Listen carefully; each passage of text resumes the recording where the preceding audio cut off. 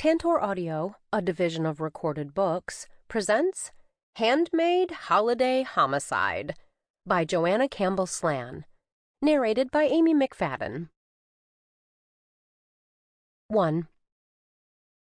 People think that being pregnant is all about your growing belly, but the truth is, it also messes with your head. For every inch my waistband expands, I lose 10 points of my IQ. Maybe it's because I don't get much sleep anymore. My skin itches, the baby pokes me with his feet, and indigestion causes a burning in my throat. Don't even get me started on the hormones. Whatever the scientific reason for my brain fog, I'm just not as sharp as usual. My fiancé, Detective Chad Detweiler, and I were lying in bed talking one night before Christmas when he said, "I've been thinking about baby names." "Oh, you have?" "Yes. In fact, I've been giving it a lot of thought. I think we ought to name our son Helmut Detweiler." Thank goodness it was dark. I could feel my mouth flop open. I couldn't believe what he was saying. "Name our son what?" "Helmut Engelbert Detweiler. That's a good, strong German name." I couldn't even respond. I was that stunned. Detweiler continued, "We could call him Mutt for short." I gasped. "Mutt Detweiler. It has a certain ring to it," he said. The bed started shaking. Detweiler was laughing. "You!" I pummeled him with my fists. "You had me going." "Yeah," he said, chuckling. "You believed me." I sighed. Wow, for a minute there, I was really worried. Detweiler rolled over and raised himself on his elbows so he could stare down at me. "You shouldn't have been. You know I can't name our kid without your approval." "And you guessed I wouldn't be in favor of Mutt?" "I guessed." I raised my head to meet his lips and kissed him. "Well, you guessed right." 2. November, Felton Community Center, St. Louis suburb. I love teaching Zentangle because anyone can use its simple techniques to produce stunning pieces of art. Most of my classes are smallish, but that's fine because I enjoy wandering among my students and watching them work. While I usually teach Zentangle at my scrapbook and crafts store, Time in a Bottle, once in a while I agree to teach a class at an alternate location. When Esther Field Robinson invited me to share Zentangle with the crafty cuties, she offered to pay for my gas if I'd come to the Felton Community Center for the first 3 sessions. "We've been having our meetings here for years. I know it's out of the way for you, but trying to teach old dogs new tricks won't be easy. Of course, we can't have all 6 of the classes there. They are booked solid in the run-up to the holidays, you see. But if we could start the lessons there, I can almost guarantee you that all our members will attend." My friend and coworker, Clancy Whitehead, has complained that the word no is not a part of my vocabulary. She has a point. Before I realized what I was doing, I'd agreed to drive to Felton to teach 6 people. Definitely not a moneymaker. Okay, so it wasn't the smartest business move I'd ever made. The upside was that I love Zentangle, and the classes are part of a series. The downside was that I had to haul my materials out to the car, in and out of the community center, into the car, and back to the store. Given my growing girth, all those moves would be tiring. But seeing these women go from, "I can't do that," to, "Wow, I did that," would be well worth the effort. In fact, the class was as much for me as it was for them, because I could use a lot of stress release. So it happened that the Wednesday before Thanksgiving, I found myself standing in a room in Felton, eagerly prepared to teach one of my favorite subjects. Over time, every teacher develops a pattern, a way of talking about her subject and making the students feel comfortable. I always begin our Zentangle journey by administering a faux test to see if my new students have the skill necessary to learn Zentangle. First, I instruct them each to test their pens on a piece of scrap paper. Next, I ask my students to draw a line and a curve. When they are done, I ask them to hold up their work so I can inspect it. Of course, everyone can draw a line and a curve. That's easy. Needless to say, I've never had a student flunk the test. Once I've walked around and looked over their scribbles, I shake my head solemnly and announce, "What a talented group we have! You won't have any trouble learning Zentangle. These two shapes form the foundation of every tangle. Now, who's ready to learn?" "That's all there is to it?" Eudora Field frowned at me. Eudora was Esther's sister, and the oldest crafty cutie. Actually, there wasn't anything remotely cute about her, but I tried to keep an open mind. Yes, the tangles are all combinations of curves and lines. Now, let's get started. Silly as it sounds, that little aptitude test sets aside their worries so my pupils can get down to the serious business of having fun. My ruse certainly worked on the crafty cuties. After the test, 6 eager faces waited for further instructions. Okay, 5 eager faces. Eudora was frowning, but I felt confident I'd win her over. "Are you sure you know what you're doing?" she asked. That sounded confrontational, but I kept a smile on my face and tried to be reassuring. "I'm certified to teach Zentangle, and I've taught more classes than I can count. Zentangle can help you with your concentration, lower your stress level, and reduce any pain you might be feeling. There are studies ongoing, but we already know that it's a therapeutic marvel. Ready to do your first tangle?" There followed a resounding cheer. I held up a whiteboard and drew printemps, which is probably my favorite tangle of all time.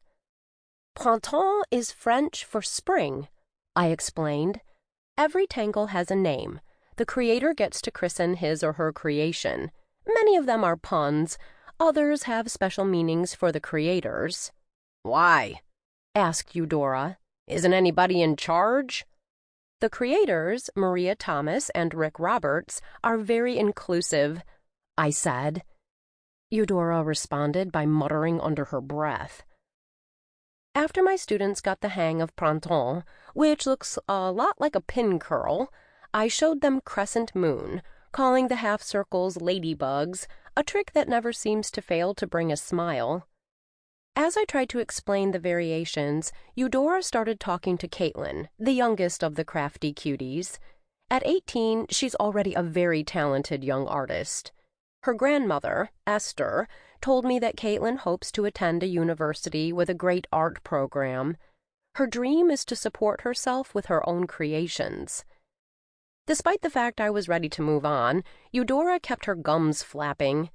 Caitlin had to ask me to repeat instructions several times when we tackled echoism, a takeoff on a cursive capital L. For some, it's a challenge, so I walked around and encouraged my students. Last but not least, I showed them Hollabaugh, named for the husband of Molly Hollabaugh, an architect. "Molly is the daughter of Maria Thomas," I said. "And who are Maria Thomas and Rick Roberts?" "The co-founders of Zentangle," said Caitlin cheerfully. "Who cares?" Eudora shrugged. "This is just doodling. What a waste of time." Except that doodling is aimless. It's hard to repeat what you do. Zentangle is deliberate. The patterns are like a vocabulary, and you can repeat what you learn. "Caitlin, thanks for paying attention," I said. "This is for you."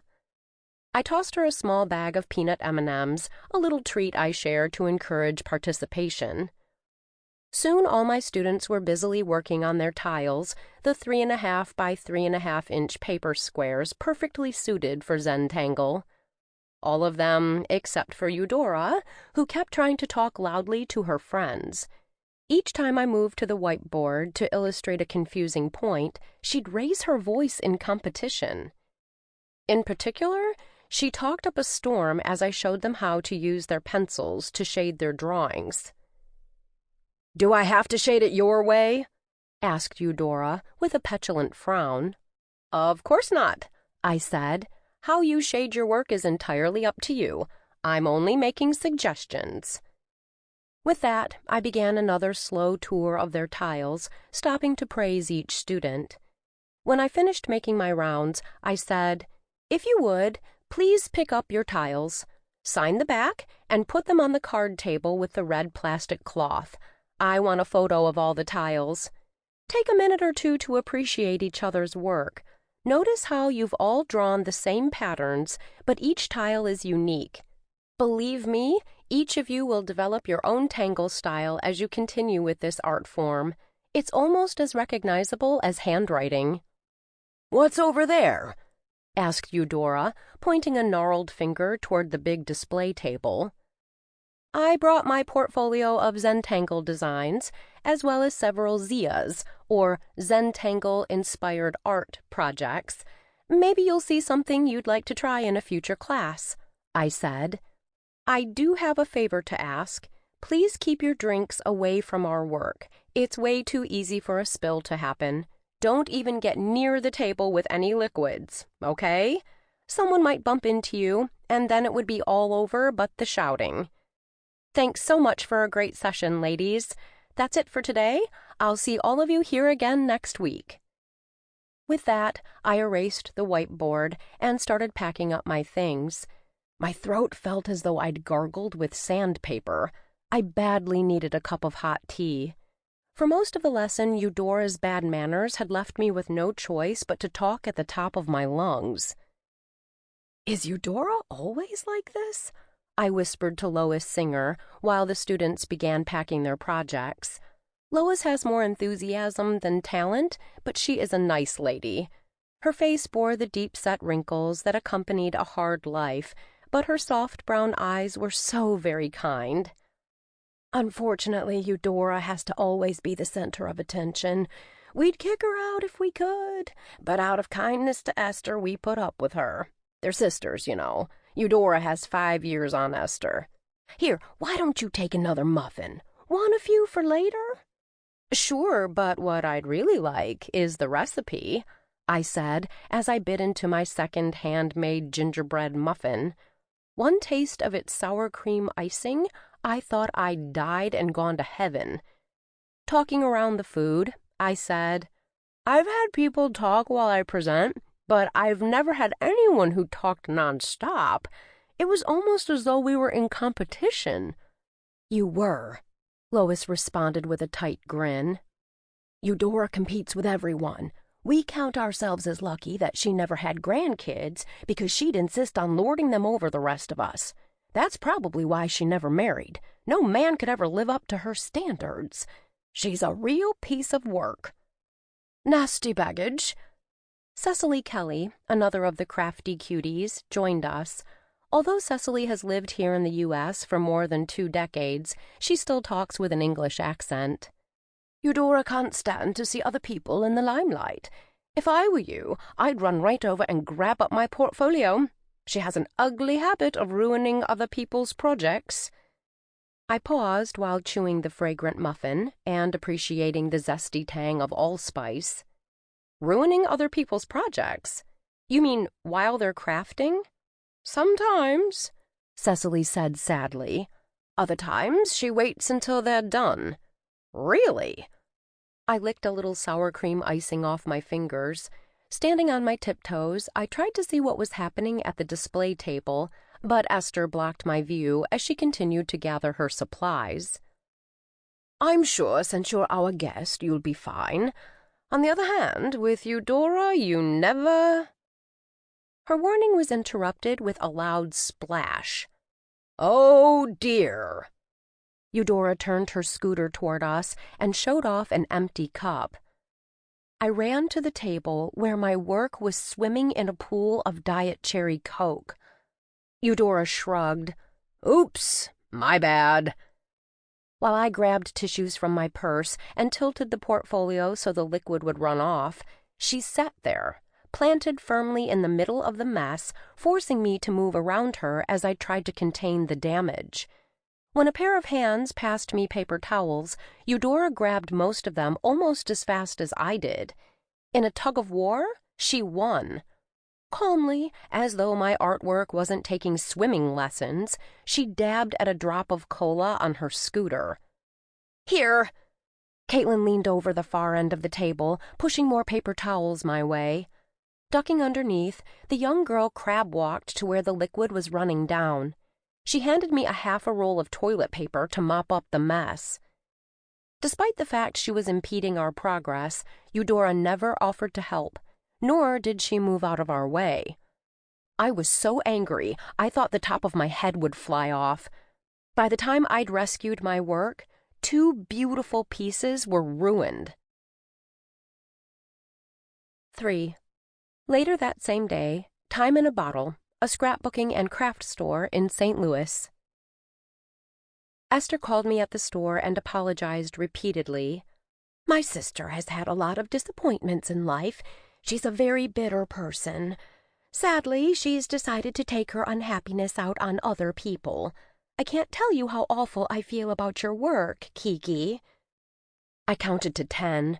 The urge to say, "You can't feel half as bad as I do," was right there, begging to be shared, but I managed to hold back such sarcasm. "I would like to try and make it up to you," said Esther. "I am calling with an invitation. Caitlin is up for the Dembski Award. It's being given Monday night at 7. As a nominee, she was given 3 invitations to share. Her mother was called into work at the last minute, and we hate to let her ticket go to waste. There's a fancy meal preceding it at the St. Louis Art Museum. I know this is late notice, but won't you come and be our guest?" I love eating at the art museum. Not only is the food superb, but the ambiance is fantastic. My calendar told me I had a free evening before our Christmas rush. I'd worked like a crazy person from October through Thanksgiving, getting ready for the holiday sales and for my maternity leave. Why not go and enjoy myself? Detweiler had been urging me to get out and have fun, especially with the new baby coming. "I would be honored," I said. "I do have to warn you that my sister will be there too. She is Caitlin's godmother, after all. However, we will do our best to keep her as far away from you as possible." Should I be petty and refuse the invitation? If I did, then Eudora would have succeeded in ruining more than my artwork. No worries. Now, what's the dress code? 4. Monday, November 27th, St. Louis Art Museum. "Good luck, Caitlin!" I held up my right hand to show my crossed fingers, while Esther nervously grabbed my left. All eyes turned to the front of the room as the representative from the art museum smoothed his silk tie and stepped to the podium. Around us swirled a crowd of well-dressed and well-fed art patrons. The dinner had been outstanding, from the roast beef carving station to the table full of yummy desserts, including my current favorite, key lime pie. I'd eaten so much that my elastic waistband threatened to snap. Behind me, a deep voice said, "Ma'am, please stay clear of the displays." I turned to see a security guard talking to someone hidden by the crowd. I tried to see who was being warned, but I'm short, so the other people blocked my view. Instead, I turned my attention to the front of the room as the man from the St. Louis Art Museum tapped the microphone. "Is this thing on? Good. Now, the moment for which we've all been waiting. I'm pleased to announce the winner of this year's Dembski Award, which includes a 4-year scholarship to Indiana University in Bloomington, Indiana," he said. As he waited for the volunteer to hand him an envelope, he smoothed his tie yet again. While the transaction took place, I glanced over at Caitlin. The girl was biting her lower lip in anticipation, and I couldn't blame her. This scholarship meant the world to her. Her parents were hourly wage earners who didn't have the sort of money that would allow her to attend such a prestigious school. An education from a place like IU would give her a leg up on making a living as an artist. The nearby Brown County Art Colony is one of 6 major art colonies founded in our country at the turn of the century. Even today, it's a thriving hub for artists of all kinds. Caitlin would feel right at home there. The young woman had definitely inherited her grandmother's love of crafting. Thanks to Esther's mentorship, Caitlin had grown up trying her hand at all sorts of media. Eventually, she'd settled on sculpting. Caitlin's entry for the Dembski Award stood behind me on a 3-foot-tall plinth. She had sculpted a girl walking beside a lion. The human figure looked stunningly natural as she rested one hand on the majestic animal's mane. How Caitlin had pulled off such a remarkable piece was beyond all my imaginings. According to Esther, her granddaughter had spent day after day in the St. Louis Zoo watching the lions, studying them and sketching them as they moved around their enclosure. Caitlin's Girl with a Lion fairly vibrated with life. She had managed to capture both the power of the king of beasts and the innocence of the young woman. It was hard to tear my eyes away from Caitlin's statue, but I did. Someone in the crowd bumped my elbow, bringing my attention back to the presentation at hand. The small meeting room was packed with people, all waiting to hear who had won the scholarship. The work of a dozen students was represented, but Caitlin's was the only 3-dimensional piece of art. That alone made it a winner in my book. The presenter stabbed his finger under the flap of the envelope. No one made a sound.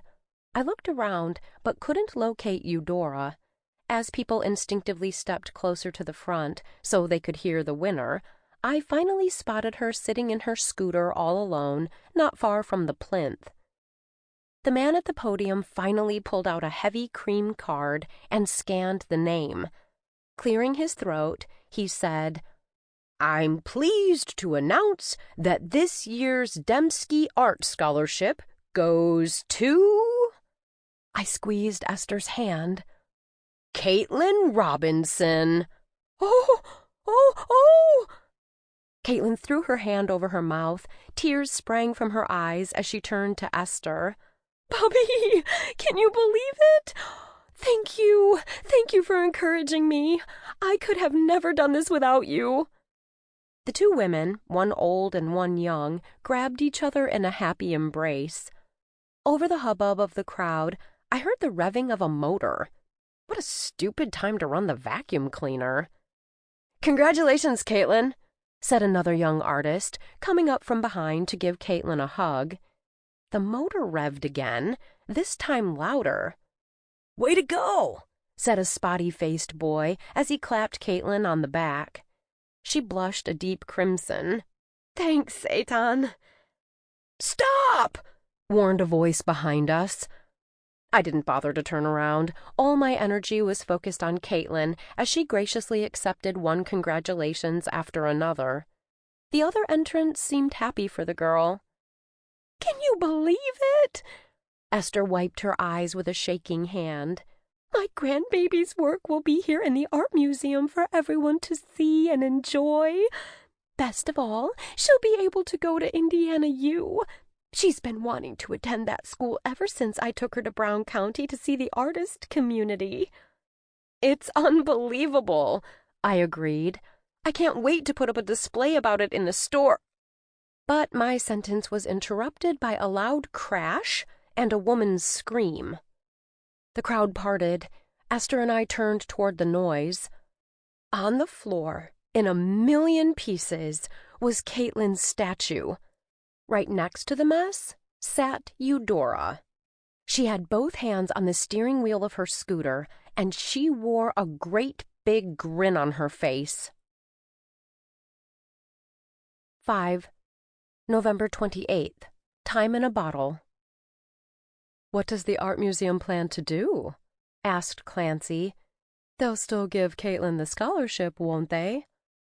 I stirred my peppermint tea. Boy, do I ever miss my morning jolt of real coffee. Lately, I've been dreaming about tall, frothy mugs of Java. It's possibly the worst part about being pregnant, next to my growing belly, and the hormones, and the itchy skin. The art museum isn't sure what they're going to do. Primrose Levine heads the Dembski Award Committee. She's known for being a stickler for the rules. I overheard her saying to one of the art museum mucky mucks that the award money was in exchange for a piece of art, and if the art didn't exist, then the money couldn't be given out. Clancy finished for me. Exactly. Clancy shook her head. I can be pretty rigid, too, but that seems like an irrational response. Why not let the girl make another piece of art? Prim argued that point, too, saying it wouldn't be the exact same piece that won, so technically it wouldn't qualify. Said Clancy.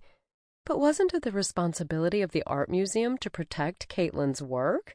This wouldn't have happened if they'd put the piece under glass or secured the plinth more carefully. I nodded in agreement. To some extent, that's right.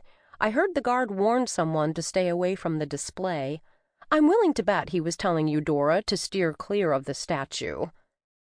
The back door opened, and Margaret, my partner and co-worker, came in from the cold. Slowly she unwound her scarf and removed her cat's eye glasses that had steamed up from the changing temperatures. With deliberate movements, she took off her coat and hung it on a hook.